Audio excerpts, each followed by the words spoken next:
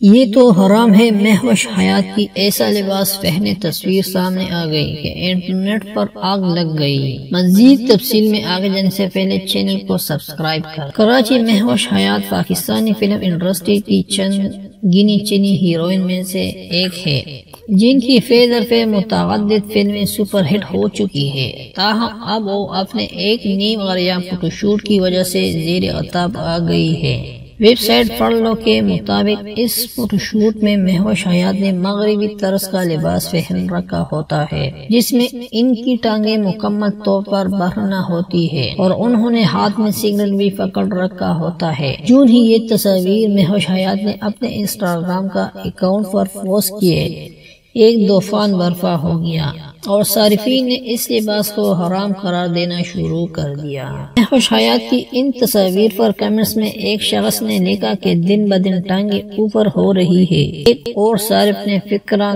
گھسا کہ اگلی بار یہ بھی مت پہننا۔